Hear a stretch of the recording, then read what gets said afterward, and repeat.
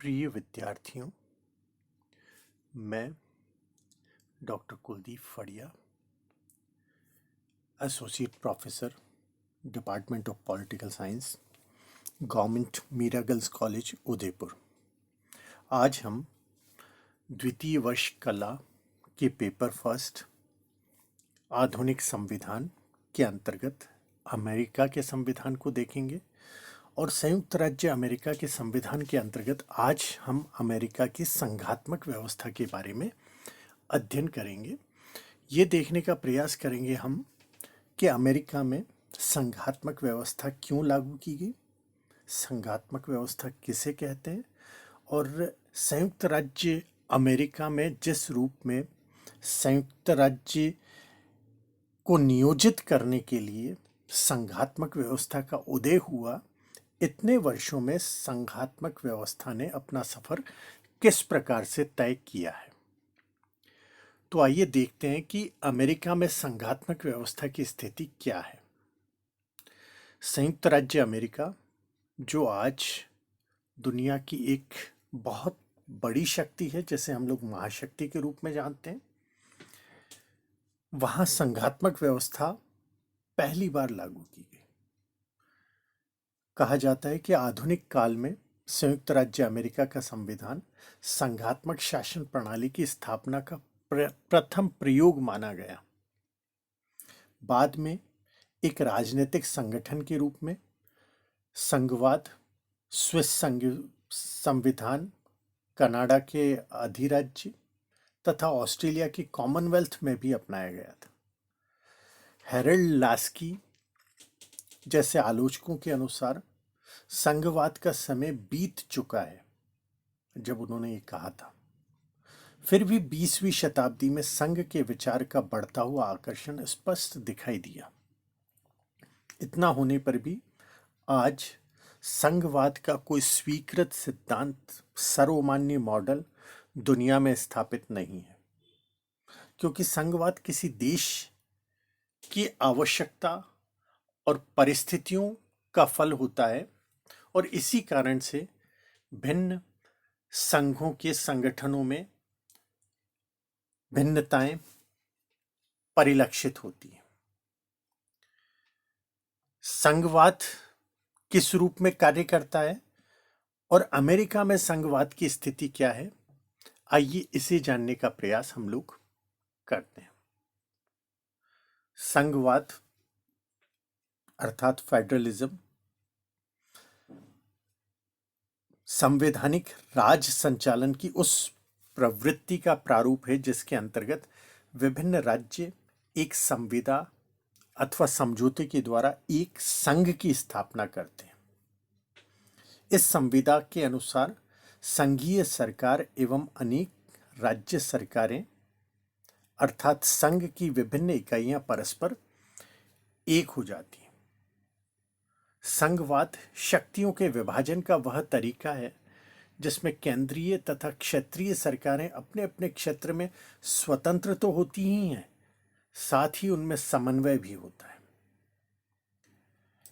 यह राजनीतिक समुदाय के संघीयकरण की एक प्रक्रिया है और प्रोफेसर फ्रेडरिक ने यह कहा है कि संघवाद एक ऐसी प्रक्रिया है जिसमें अलग अलग राजनीतिक समुदायों की एक संख्या सभी समस्याओं के समाधान के लिए साझी नीतियां निर्धारित करने तथा साझे निर्णय लेने का प्रयत्न करती हैं। विपरीत रूप से अगर इसको देखा जाए तो इसका अर्थ ये हुआ कि संघवाद में एकात्मक राजनीतिक समुदाय भिन्न तथा अलग होते हुए भी एक संघीय इकाई होती है। और अधिक स्पष्टीकरण के रूप में अगर कहा जाए तो ये कहा जा सकता है कि संघवाद सामान्य राष्ट्रीय उद्देश्यों की प्राप्ति के लिए एक देश की केंद्रोन्मुखी तथा केंद्र विमुखी विरोधी शक्तियों में तालमेल बिठाते हुए विविधताओं में एकता स्थापित करने का एक संवैधानिक साधन कहा जा सकता है। संयुक्त राज्य अमेरिका में स्वतंत्रता के पश्चात राष्ट्र निर्माण को पूर्णता तक पहुंचाने के लिए विषमरूपी तथा बहुलतावादी विभिन्न रीति रिवाजों से युक्त समाज को एक सूत्र में बांधने हेतु संविधान की आवश्यकता थी। इतना ही नहीं, जिन मुद्दों को लेकर उपनिवेशों ने क्रांति की थी उन्हें भी संविधान के माध्यम से दूर किया जाना था। क्रांति के दौरान सभी 13 अमेरिकी उपनिवेशों ने निर्धारित लक्ष्य की पूर्ति के लिए एकजुट होकर कार्य किया था। उसके बाद मुद्दा यह था कि अनेक से एक कैसे हुआ जाए। जो अनेकता वहां स्थापित थी, 13 अलग अलग राज्य थे, अलग रहना चाहते थे, उनके सांस्कृतिक मूल्य अलग थे, उनकी भावनाएं अलग थी, लेकिन उन सब में एक विचार अहम था और वो ये था कि हमें अनेकता तो स्थापित रखनी ही है, लेकिन इसके साथ साथ हम एक कैसे हो सकते हैं। और इस आवश्यकता की पूर्ति के लिए संघीय शासन की स्थापना की गई। राज्यों के समान हितों की रक्षा के लिए जो महासंघ अस्तित्व में आया उसे यूनाइटेड स्टेट्स ऑफ अमेरिका, अर्थात अमेरिकन जो स्टेट्स थे उनको जब यूनाइट कर दिया गया, उनका एक यूनिफिकेशन किया गया, संयुक्तिकरण किया गया, तो उसका एक नामकरण हो गया और वो नामकरण था यूनाइटेड स्टेट्स ऑफ अमेरिका, अर्थात संयुक्त राज्य अमेरिका का नाम उसे दिया गया। महासंघ की स्थापना से सभी 13 उपनिवेश एकता के सूत्र में बंध गए और हर राज्य के नागरिकों को वे ही अधिकार और कर आदि की छूट मिली जो अन्य राज्य के नागरिकों को सहज प्राप्त थी। अमेरिका में एक शक्तिशाली केंद्र की स्थापना की गई ताकि राज्य अपने निहित स्वार्थों के कारण आगे चलकर स्वतंत्र होने का प्रयास न कर सके। दूसरी तरफ राज्यों की पहचान बनाए रखने का भी प्रावधान किया गया। यही वजह है कि अमेरिकी संविधान में लिखा गया है, अविनाशी राज्यों का अविनाशी संघ। राज्यों के आपसी विवादों तथा उनके बीच व्यापारिक संबंधों के नियमन हेतु भी एक मजबूत केंद्र की स्थापना की गई। संघीय शासन को चलाने हेतु एक राष्ट्रीय विधायिका, अर्थात जिसे हम आज कांग्रेस के नाम से जानते हैं, उसका निर्माण किया गया, जिसके 2 सदन हैं, एक उच्च सदन जिसे सीनेट कहा गया है और दूसरा निम्न सदन जिसे प्रतिनिधि सभा के रूप में संबोधित किया जाता है। चूंकि स्वतंत्रता के दौरान उपनिवेशों ने प्रतिनिधित्व नहीं तो कर नहीं का नारा दिया और इस बात को ध्यान में रखते हुए सीनेट में समानता के सिद्धांत को बनाए रखा गया और प्रत्येक राज्य से 2-2 सदस्यों के चुने जाने का प्रावधान किया गया। हम सभी जानते हैं कि अमेरिका का जो उच्च सदन है विधायिका का, कांग्रेस का, सीनेट, जिसमें कुल 100 प्रतिनिधि हैं और हर राज्य से, चाहे वह छोटा राज्य हो चाहे बड़ा राज्य हो, उसे उस सदन में 2 प्रतिनिधि भेजने का अधिकार होता है और सबको उनके चुनने की प्रक्रिया हर राज्य में अलग अलग स्थापित की गई।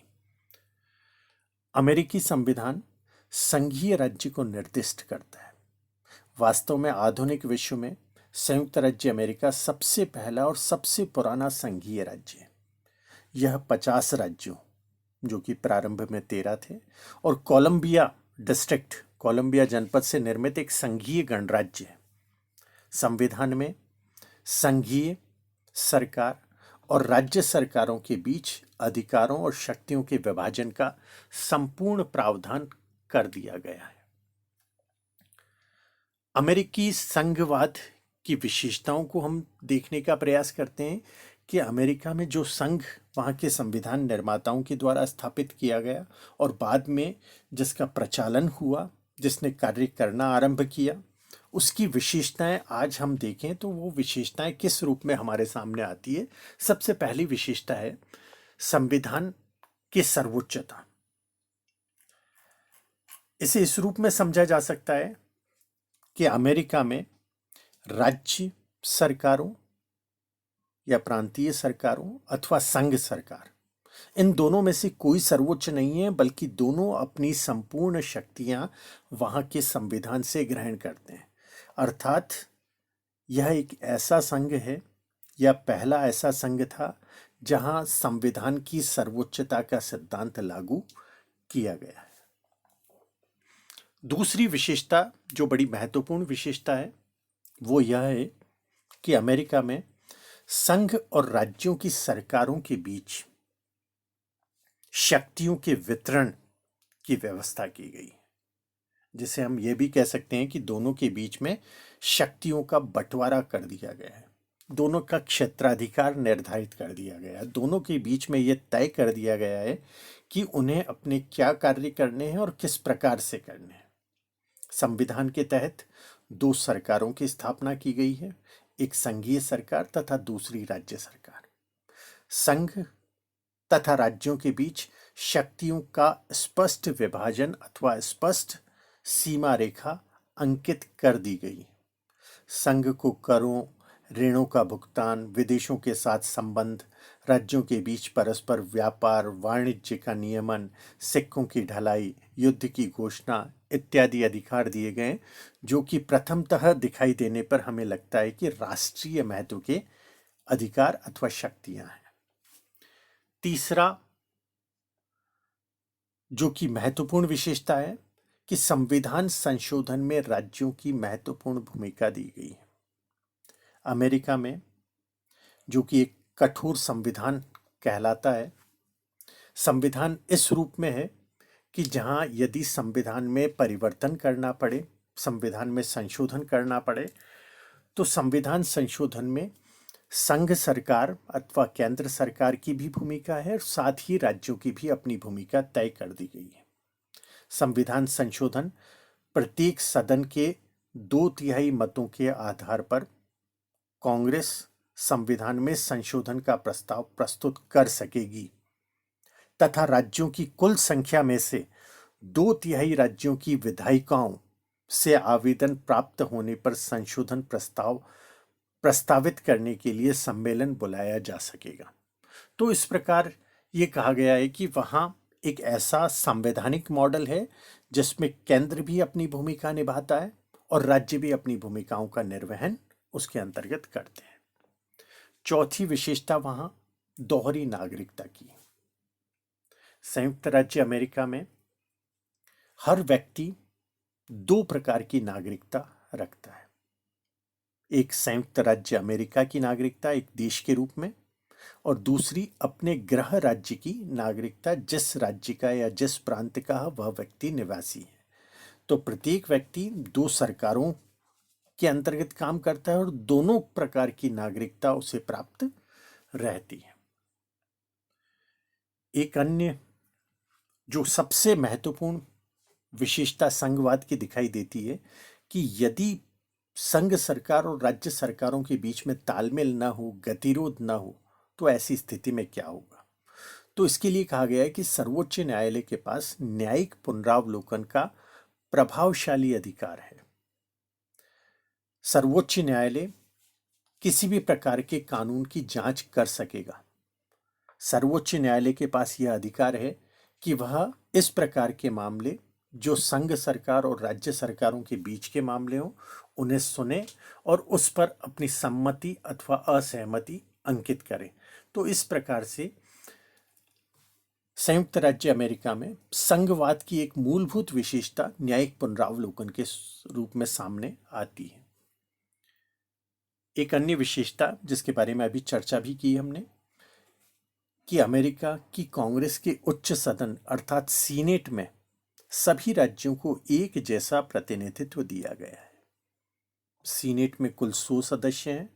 50 राज्यों से हर राज्य से 2 प्रतिनिधि चुनकर आते हैं और राज्य चाहे छोटा हो या बड़ा राज्य हो, दोनों से एक समान प्रतिनिधित्व वहां दिखाई देता है। ये मूलभूत विशेषताएं अमेरिकी संघवाद की मानी गई। जब अमेरिका का संविधान बना तो कुछ विशेषताएं ऐसी हैं जो वहां संविधान में अंकित नहीं है, क्योंकि संविधान बहुत सीमित है, बहुत कम शब्दों में लिखा गया है। लेकिन जैसे जैसे संवैधानिक रूप बदलता गया, केंद्र सरकार और राज्य सरकार अपने क्षेत्र में काम करती गई, वैसे वैसे कई उलझने, कई गतिरोध पैदा हुए और कई स्थानों पर संयुक्त राज्य अमेरिका में सर्वोच्च न्यायालय ने अपने निर्णय दिए और वो इस प्रकार के निर्णय थे जो ऐतिहासिक आधार बन गए।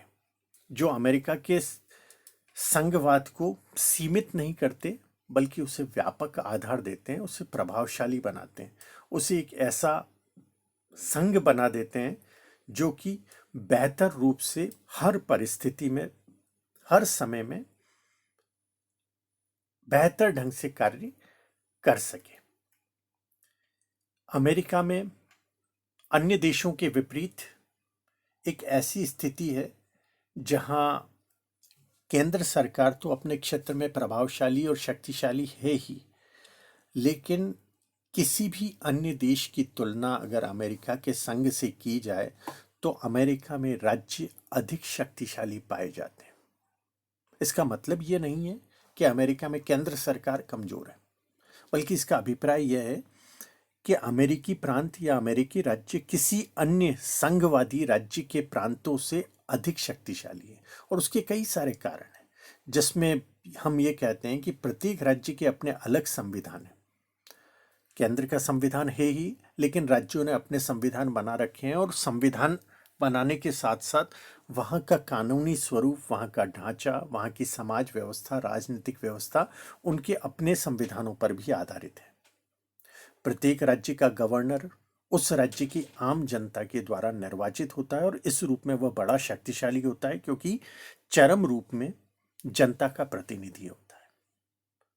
अमेरिका में राज्यों की सहमति के बिना राज्यों के नाम, उनके आकार अथवा उनके भूभाग में कोई परिवर्तन नहीं किया जा सकता, केंद्र सरकार भी नहीं कर सकती। फिर कहा गया है कि अमेरिका में संघ और राज्यों के बीच शक्तियों का प्रत्येक स्तर पर विभाजन किया जाता है, जैसे संघीय न्यायपालिका और राज्य की न्यायपालिका अलग अलग है। दोनों प्रकार की नागरिकता है। संघ राज्य की अलग नागरिकता है। दो प्रकार की सेवाएं हैं, संघीय सेवा, राज्य सेवा, और राज्यों का अपना पृथक निर्वाचन तंत्र है तथा अलग अलग स्वरूप का लेखा परीक्षण का प्रारूप भी राज्यों में विद्यमान है। और इसके साथ ही जो सबसे महत्वपूर्ण शक्ति आज के दौर में कही जा सकती है कि जो अमेरिका के संविधान निर्माताओं ने स्पष्ट रूप से नहीं कही और उस जगह केवल एक शब्द अंकित किया, जहां ये कहा गया कि जो संघ और राज्यों के बीच में शक्तियों का विभाजन, बंटवारा किया गया है, उसके अंतर्गत अवशिष्ट शक्तियां, अर्थात जो शक्तियां रेखांकित की गई हैं, जो बताई गई हैं, उसके अलावा, उसके अतिरिक्त यदि कोई अधिशेष है, रह जाती है, तो वे शक्तियां अमेरिका में राज्यों के पास होगी, संघ सरकार के पास नहीं होगी। ये एक इस प्रकार का ढांचा है जो हम अमेरिकी संघवाद में संघ सरकार और राज्य सरकारों के रूप में जानते हैं, जहां एक संघ सरकार कार्यरत है और उसके साथ साथ 50 राज्य सरकारें अपने अपने क्षेत्र में कार्यरत हैं। लेकिन इसके साथ ही संयुक्त राज्य अमेरिका में स्थानीय स्वशासन अथवा स्थानीय सरकार की भी कुछ इकाइयां क्रियाशील हैं, जिन्हें हम ग्रामीण क्षेत्र या काउंटी कहते हैं, पहली इकाई। दूसरी इकाई हम नगर पालिका या नगर क्षेत्र कहते हैं, और तीसरा कस्बा और नगर क्षेत्र की इकाइयां कहलाती हैं। अगर हम अमेरिका की संघवाद का एनालिसिस करें, उसका विश्लेषण करें, तो ये कह सकते हैं कि संयुक्त राज्य अमेरिका में स्थानीय सरकारी की इकाइयों के नाम, संगठन और कार्य एक राज्य से दूसरे राज्य में बिल्कुल भिन्न है। स्थानीय सरकार की अमेरिकी प्रणाली की विशेषता समान नहीं बल्कि भिन्न है। और इस रूप में अमेरिका का संविधान एक ऐसा संविधान है जो केंद्र के साथ साथ राज्यों और राज्य के साथ साथ स्थानीय स्तर के प्रशासन पर भी एक बेहतर रूप से कार्य करता है। और इस रूप में अमेरिका का संविधान एक ऐसे संघवाद को स्थापित करता है जो इतने वर्षों के बाद, लगभग 2 शताब्दियों से ऊपर होने के बावजूद भी पुराना नहीं पड़ा और अपने क्षेत्र में संविधान के नियमों के अंतर्गत बेहतर ढंग से कार्य कर पा रहा है। बहुत बहुत धन्यवाद।